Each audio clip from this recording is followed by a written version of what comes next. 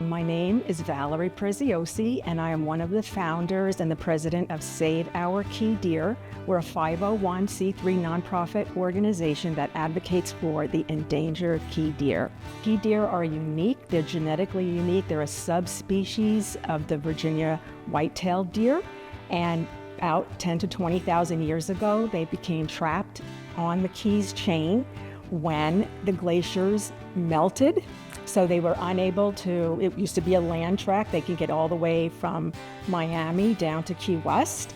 And then when that happened, they were trapped, and it's called the island dwarfing effect. It happens all over the world. So when the resources shrank for the key deer, they themselves needed to scale down in size because there were limited resources. So that makes them, and they're the smallest deer in North America. Right now, all of the key deer on the planet of Earth live in the area of the Keys called the Lower Keys from mile marker 33 to mile marker 16, and that is Sugarloaf all the way through to Big Pine Key. And there's an estimated 800 of them left on the planet.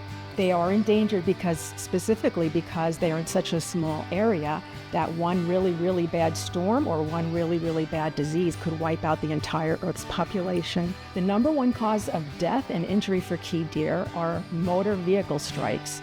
Up to 15% of them are struck by motor vehicles and are killed every single year.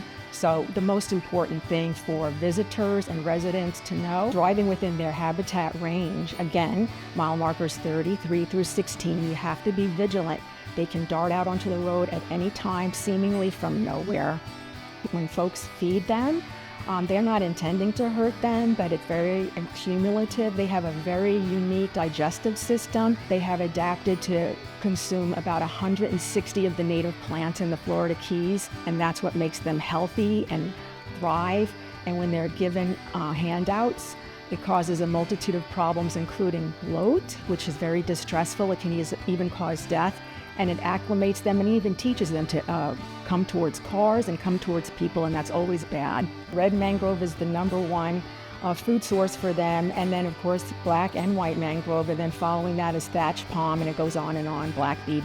All of these beautiful native plants, and that's what makes them happy and healthy.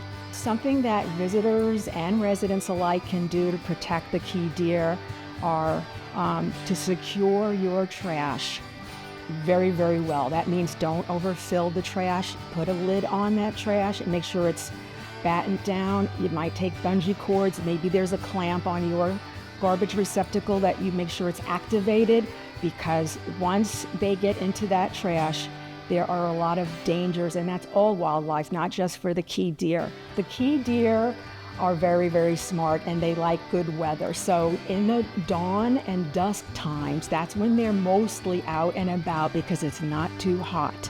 That's when they're walking around, crossing the street. During the heat of the middle of the day, usually you're not going to see them. They're all battened down in the bushes. They're relaxing and sleeping in the shade. If you do get the opportunity to see one, and they are a national treasure, a very important animal, if you get a chance to see them, give them plenty of space. Please don't approach them. Don't pet them, don't touch them, don't feed them. These are all things that are against the law, but there's really good reasons for every one of those laws. So take pictures, enjoy them, watch them, observe them, but just give them a lot of privacy and space.